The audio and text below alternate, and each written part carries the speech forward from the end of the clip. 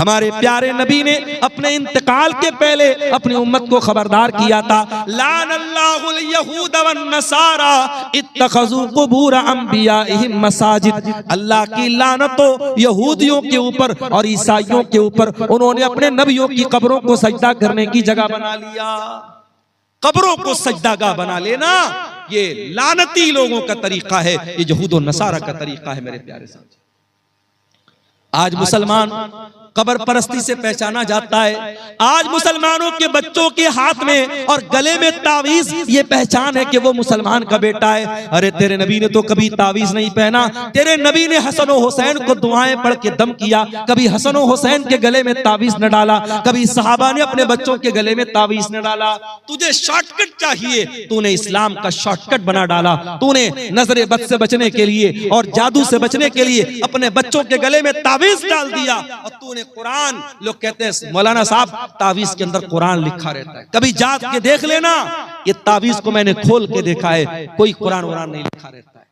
तावीज के अंदर कुरान नहीं, शिरकिया चीजें लिखी रहती हैं। या जिब्रील या मीकाईल या इसराफील, फरिश्तों को पुकारा जाता है, फरिश्तों को अल्लाह के सिवा पुकारा जाता है। और अगर 2 मिनट के लिए मान भी लिया जाए कि तावीज के अंदर कुरान लिखा है, तो कुरान तावीज में आप पहने हुए हैं, उसी हालत में बीवी से मुलाकात कर रहे हैं, उसी हालत में लेटरिन में जा रहे हैं, उसी हालत में बाथरूम में जा रहे हैं, क्या ये कुरान की बेहुरमती नहीं है? क्या ये कुरान का अपमान नहीं है? मेरे प्यारे साथी, हर उस अमल से बचो जो अल्लाह की तौहीद से टकराने वाला। याद रखो मेरे भाइयों, अगर तौहीद गड़बड़ है, अल्लाह के हम कभी कामयाब नहीं हो सकते। इसलिए कि अल्लाह कुरान में कहता है, इन्नहु मन युशरिक बिल्लाहि फक़द हर्रमल्लाहु अलैहिल जन्ना। जो अल्लाह के साथ शिर्क करेगा उसके ऊपर अल्लाह ने जन्नत को हराम कर दिया है। व मअवाहुन नार, और ऐसे इंसान का ठिकाना जहन्नम है। व मा लिज़्ज़ालिमीन मिन अंसार, और शिर्क करने वालों का कोई मददगार नहीं होगा, मुशरिक का कोई मददगार नहीं होगा। लोग कहते हैं ना सरकार का दामन पकड़ लेंगे, सरकार का दामन पकड़ लेंगे। अरे नबी का दामन और नबी की शफाअत किसी मुशरिक को नसीब नहीं होगी। अल्लाह के प्यारे नबी फरमाते हैं, कयामत के दिन मैं उसी के हक में शफाअत करूंगा जो मेरी तौहीद पर कायम, जो अल्लाह की तौहीद पर कायम होगा, जो ला इलाहा इल्लल्लाह के ऊपर कायम। इसीलिए तौहीद की हिफाजत करो मेरे प्यारे साथी, मरते दम तक कभी शिर्क न करना। ला तुशरिक बिल्लाह, अल्लाह के नबी ने मुआज इब्न जबल को वसीयत की थी, ऐ मुआज इब्न जबल, अल्लाह के साथ किसी को शरीक मत करना। व इन कुतिलता औ हुर्रिकता, तुम्हें कत्ल कर दिया जाए, तुम्हें जला दिया जाए, जल जाना, कत्ल हो जाना, मगर अल्लाह की जात के साथ किसी को शरीक न करना, शिर्क मत करना। मेरे प्यारे साथियों, अपनी पेशानी को अल्लाह के सिवा किसी और के दर पे मत झुकाना। और याद रखो, अगर ये शिर्क हो गया और बगैर तौबा किए इंसान दुनिया से चला गया तो अल्लाह क्या उसकी माफी नहीं है। इन्नल्लाह ला यगफिरु अन युशरक बिही व यगफिरु मा दून ज़ालिका लिमन यशा। जो दुनिया से शिर्क करके चला गया और शिर्क की हालत में मर गया, अल्लाह फरमाता है उस मुशरिक की हम मग़फ़िरत नहीं करेंगे, मुशरिक की अल्लाह ताला के माफी नहीं।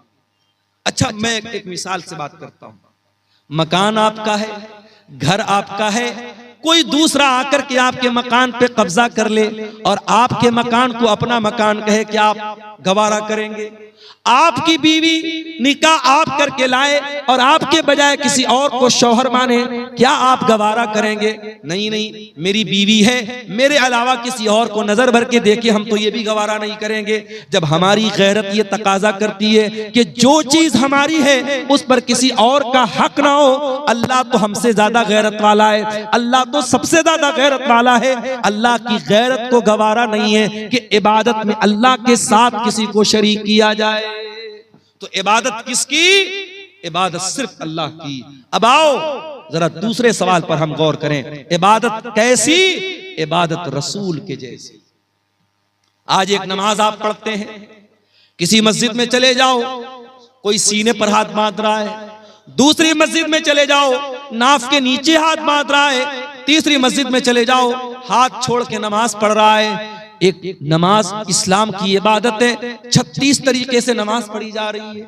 हर मस्जिद में एक नया तरीका है। एक मस्जिद में गए, अस्सलामु अलैकुम व रहमतुल्लाह, अस्सलामु अलैकुम व रहमतुल्लाह कहने के बाद इमाम साहब और मुक्तदी लोग जोर से कहते अल्लाहु अकबर, अस्तगफिरुल्लाह, अस्तगफिरुल्लाह, अस्तगफिरुल्लाह। दूसरी मस्जिद में गए, इमाम ने सलाम फेरा, जल्दी से हाथ उठाया, इमाम दुआ करने लगा, पीछे मुक्तदियों ने भी हाथ उठाया और इमाम की दुआ पर आमीन कहा। नमाज के तरीके में इतना मतभेद क्यों है? नमाज के तरीके में इतना फर्क क्यों है? क्यों अपने अपने मसलक की तरीके की नमाजें बना के आपने रखी हैं? आओ मेरे प्यारे साथियों, आज इस स्टेज से, मदरसा इस्लाहिया के इस स्टेज से आपको इत्तिहाद की दावत देता हूं, आपको एकता की दावत देता हूं। आओ नमाज का वो तरीका चलेगा जो जनाब मोहम्मद रसूलुल्लाह सल्लल्लाहु अलैहि वसल्लम ने बयान किया। और आपने फरमाया सल्लू कमा रायतुमूनी उसल्ली, ऐ मेरी उम्मत के लोगों उस तरीके पर नमाज पढ़ते रहो जिस तरीके पर तुमने नमाज मुझको पढ़ते हुए देखा है।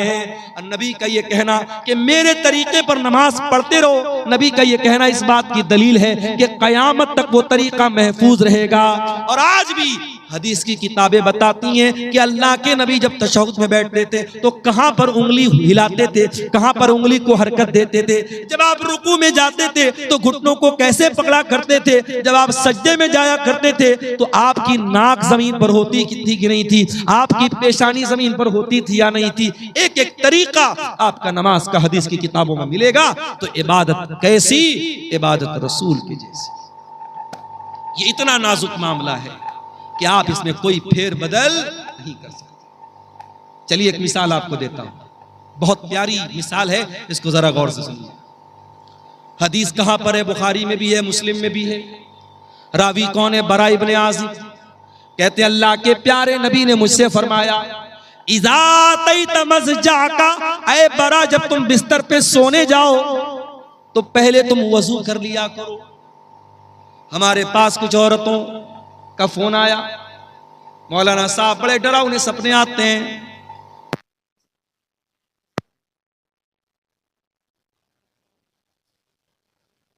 तरीका तुमको बता रहा हूं, कभी जिन्नात में सोया करो तो वजू करके सोया करो। हमने फरमाया कि ऐ बरा जब तुम बिस्तर पे सोने जाओ तो वजू कर लो। कौन सा वजू? जो नमाज के लिए करते हो, जो जनरल वजू है, जो आम तरीका है वजू करने का। और उसके बाद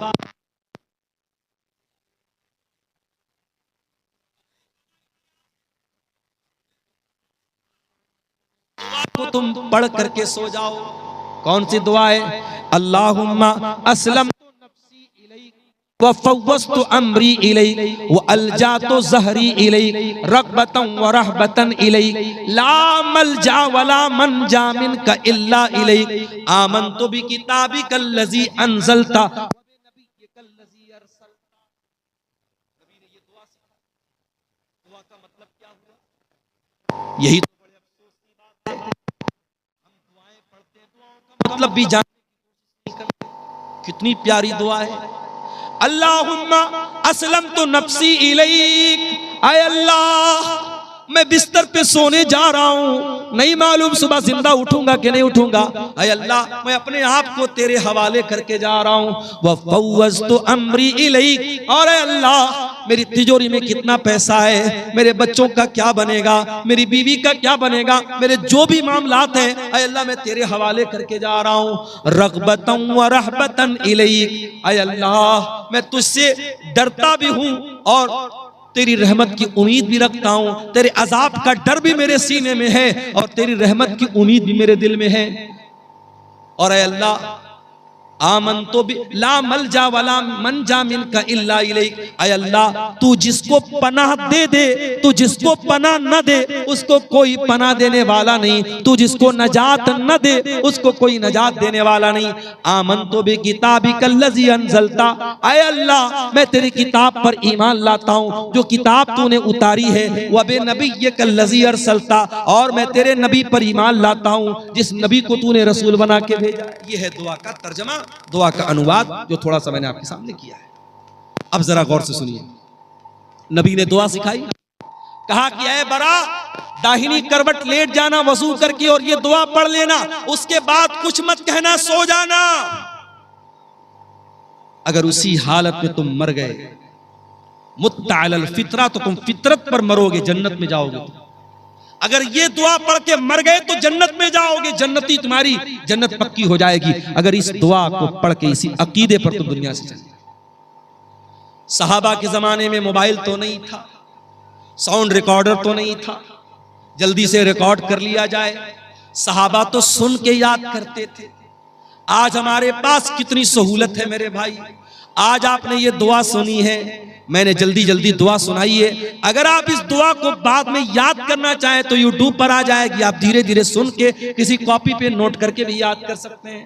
सहाबा तो ऐसा नहीं कर सकते थे। हजरत बरा कहते हैं मैं जल्दी जल्दी इस दुआ को दोहराने लगा, मैं रिपीट करने लगा इसको याद करने के लिए। जब मैं दोहराने लगा तो पूरी दुआ तो मैंने सही पढ़ी, बस एक जगह थोड़ी सी गलती मुझसे हो गई। नबी ने क्या दुआ सिखाई थी? आमनतु बि किताबिकल्लज़ी अनज़लता व बि नबिय्यिकल्लज़ी अरसलता। मैं अल्लाह की किताब पर ईमान लाता हूँ और अल्लाह के नबी पर ईमान लाता हूँ। मेरे मुंह से नबी की जगह रसूल का लफ्ज निकल गया, व बि नबिय्यिकल्लज़ी की जगह व बि रसूलिकल्लज़ी का लफ्ज निकल गया। एक लफ्ज की मिस्टेक हो। और उलमा जानते हैं कि नबी और रसूल में बड़ा बारीक सा फर्क है, कोई बहुत खास फर्क नहीं है। थोड़ा सा डिफरेंस हो गया, सहाबी के मुंह से नबी की जगह रसूल का लफ्ज निकला। नबी ने इतना भी गवारा नहीं किया। नबी ने कहा बरा रिपीट कर, दोबारा पढ़, तूने सही नहीं पढ़ी है, तुझे वही पढ़ना पड़ेगा जो मैंने सिखाया है। इबादत किसकी? सिर्फ अल्लाह की। और इबादत कैसी? इबादत रसूल के जैसी।